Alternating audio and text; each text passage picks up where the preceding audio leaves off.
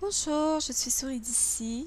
Aujourd'hui, je voudrais vous parler des féministes troisième génération, quelques critiques à faire. Euh, la première des choses, c'est les fameux trois petits mots qui ressortent régulièrement comme une bombe dans l'actualité. Culture du viol. Euh, Personnellement, je comprends ce qu'elles disent vouloir combattre. Par contre, c'est très mal nommé parce que c'est pas de la culture, c'est plutôt de l'inculture. Pourquoi? Parce que euh, quand on parle de ces sujets-là, on les trouve déjà inacceptables pour la plupart. Pourtant, ils font partie encore, c'est vrai, sur certains points, sur la vie courante. Euh, Par contre, bien qu'elles font des belles grandes lettres, des grands discours sur la culture du viol, quand vient le temps de vraiment agir et qu'il y a la possibilité d'agir, ben, c'est le silence total. On ne les entend plus. Je vais donner un exemple, celle d'Alice Paquette, qui, dernièrement, a fait une sortie publique pour dénoncer son agression. Le nom de son agresseur a fini par sortir dans les médias. C'est un politicien qui fait encore partie de son parti, qui est encore politicien. OK, il y a présomption d'innocence, oui, je suis d'accord. Par contre, il y a peut-être un chemin à faire parce que si, oui, il y a la possibilité qu'il ne soit pas coupable, ben, il reste que c'est pas le premier incident à caractère sexuel qui est dénoncé par rapport à cet homme-là et pourtant euh, il est toujours en situation d'autorité par rapport à notre société. Il fait toujours partie de l'élite. Alors pour moi, c'est un non-sens. Les autres gestes avant qui étaient déplacés auraient dû déjà sonner une alarme. Alors pour revenir à Mademoiselle Paquette, je trouve très hypocrite de la part des féministes troisième génération de dire qu'elles combattent la culture du viol et qu'aucune a essayé d'aller chercher les responsables des sorties sur le passé de Madame Paquette. Certains ont été sortir que c'était une ancienne escorte. Bon, à moins d'avoir été dans sa sphère privée ou d'avoir été un de ses clients, d'avoir regardé une ou plusieurs de ses affiches, d'avoir consulté, autrement dit, la publicité des escortes, je m'excuse, mais comment tu fais pour le savoir? Comment tu fais pour savoir ça? Donc, il y a quelqu'un qui a intérêt à ce que Mademoiselle Paquette se taise, qui a été dire ça au public. Bien que ce ne soit pas pris en considération devant la justice, on s'entend que ça ajoute une pression que les féministes troisième génération disent faire partie de la culture du viol, et il n'y en a aucune qui a réagi.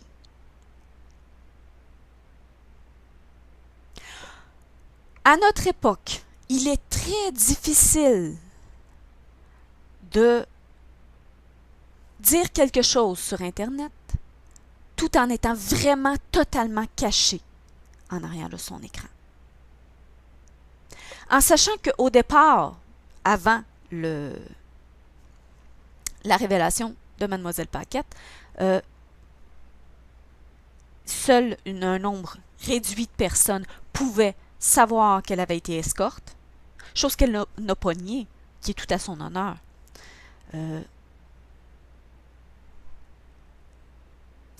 C'est quelqu'un qu'il fallait qu'il sache au départ et qu'il l'a révélé. Pourquoi? Pour faire pression. Donc, si les féministes troisième génération veulent vraiment combattre la culture du viol et non pas juste fesser sur l'ensemble des hommes comme trop donne cette impression, elles auraient dû parler, elles ne l'ont pas fait. Je voudrais aussi parler d'un autre sujet très en lien avec le féministe. OK, l'affaire, la controverse autour de Safia Nolin.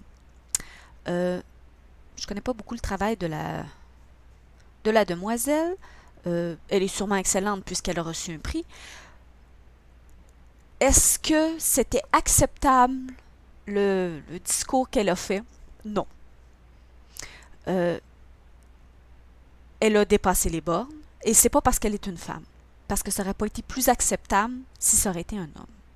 Concernant la façon dont elle était habillée, personnellement, je trouve véritablement un manque de respect les hommes qui arrivent habillés de cette façon-là à des galas. C'est un manque de respect envers ceux qui financent la culture, qui font des prix, qui veulent récompenser au moins les meilleurs et encourager les autres à l'excellence.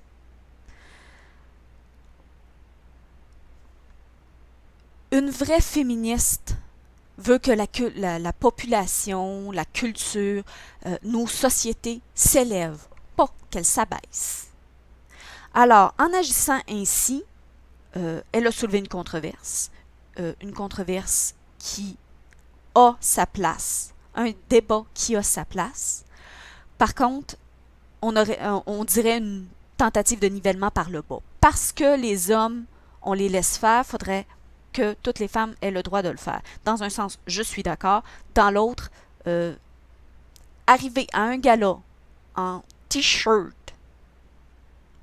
à mes yeux, qui est pas super beau, okay, et en jeans, c'est l'équivalent d'aller à la plage avec un habit de neige. Ça n'a pas sa place. C'est du nivellement par le bas. Que tu n'arrives pas sur le tapis rouge avec des vêtements griffés, c'est parfait. Le minimum, à mes yeux, c'est qu'un homme arrive avec un pantalon, au moins, qui a d'allure propre. Donc, ça peut, oui, être un jeans, mais il faut que ça soit un jeans propre. Il peut arriver avec un t-shirt, mais il faut que ça soit un t-shirt élégant. Puis si tu mets pas une chemise, mais avec ton t-shirt, tu peux aujourd'hui mettre une veste. Ça fait juste élégant. Et oui, ça a tout à fait sa place. Alors, il faut que ce soit élégant. Si tu n'arrives pas là, habillé de façon élégante, veux-tu bien me dire qu'est-ce que tu fais là? Hein, c'est comme arriver à la plage avec un habit de neige. Puis tu allais se baigner avec cet habit de neige-là. Ça n'a pas sa place. Alors,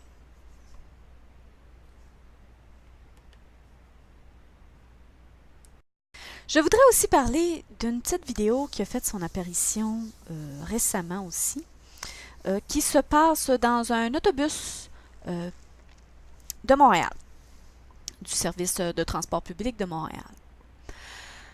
On y voit une altercation en réalité qui est probablement déjà finie parce que ça commence avec le chauffeur qui appelle ses supérieurs. Pourquoi appelle-t-il ses supérieurs? Parce que une demoiselle refuse de sortir de l'autobus. Pourquoi refuse-t-elle de sortir de l'autobus? Parce qu'elle veut se rendre à quelque part. Et pourquoi celui-ci lui demande-t-il? Ben, parce que elle a nui au transport en n'agissant pas selon les règles. Pour essayer de faire débloquer les choses, le monsieur, peut-être manquant un petit peu de tact, lui a signifié qu'elle devait avancer avec un « Hey, tu vas-tu avancer, princesse? »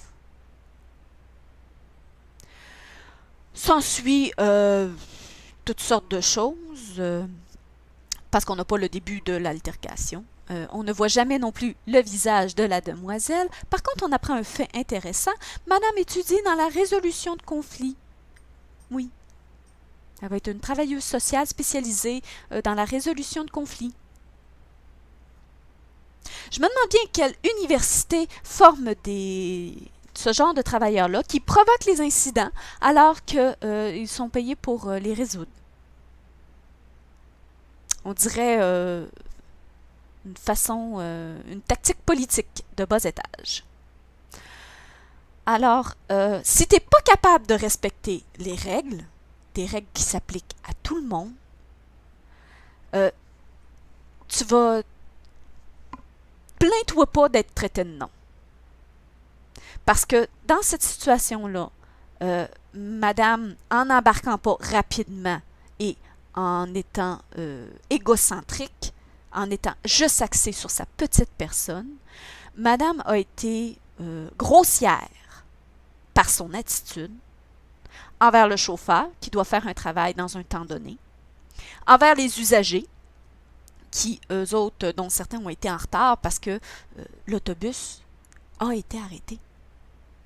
Elle a été grossière aussi dans l'ensemble des payeurs de taxes qui payent pour une partie de ce service-là. Parce que notre service de public à Montréal, le service d'autobus public, est en partie supporté par nos taxes. Alors, cette dame-là, cette demoiselle-là, n'a aucune raison de s'indigner d'être traitée exactement de l'attitude qu'elle a agi. Et pourtant, elle le fait. Elle a filmé juste une partie de l'altercation. Hein. Elle donne peu de détails sur ce qui s'est passé avant et coupe bien avant qu'une tierce personne autorisée arrive. Donc, elle a probablement été expulsée de l'autobus. En tout cas, je l'espère, parce que ce n'est pas un comportement à avoir de penser juste à sa petite personne quand on prend un transport public. Un autre endroit où les féministes de troisième génération sont malheureusement absentes et qui devraient être présentes, c'est les fameuses consultations sur la loi 62, surtout entourant les symboles religieux. Si, dans nos sociétés, et on essaie de le répéter, une des valeurs primordiales est l'égalité des hommes et des femmes, le seul fait que dans une rencontre, une consultation publique, des gens aillent dire non, non, non, faut laisser d'un symbole de soumission de la femme être porté par toutes les personnes qui le veulent, c'est un non-sens. Et ne pas réagir en tant que féministe à ça, ben, c'est manquer une grande part du débat. Ne pas dire la vérité sur ce symbole-là, c'est vraiment manquer une grande part du combat. C'est même reculer. C'est aussi manquer de soutien à ceux qui sont réellement les alliés des féministes. Parce que présentement, certaines féministes, troisième génération, se trouvent des alliés un petit peu partout. Des fois, on se demande à quoi elles pensent. Elles veulent combattre l'islamophobie, alors elles se mettent à côté de groupes musulmans qui vont à l'encontre du combat des féministes. Et après ça, on essaie de nous faire dire qu'il n'y a pas un problème. Et moi, j'en trouve un.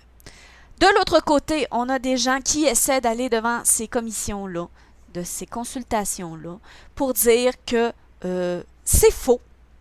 Le symbole en question n'est pas religieux, alors il ne mérite même pas la protection due aux religieux. Il est politico-culturel, politico-traditionnel, mais pas religieux. Mais ces féministes-là n'appuient pas ces gens-là qui viennent avec des études à l'appui. Il y a des grandes universités, dont des universités musulmanes, qui en ont conclu ça. Et pourtant, on continue à dire et on continue à dire à ces endroits-là que le voile est un symbole religieux. C'est faux. C'est faux et les féministes n'essaient même pas de le dire. Ben beau de dire que toute femme devrait avoir le droit de porter ce qu'elle veut. Par contre, sur les symboles politiques, on a des règlements qui disent que en telle et telle circonstance, ben, tu es obligé de n'afficher aucune politique, par respect pour tout le monde. Donc, il faudrait traiter ce symbole exactement comme les autres.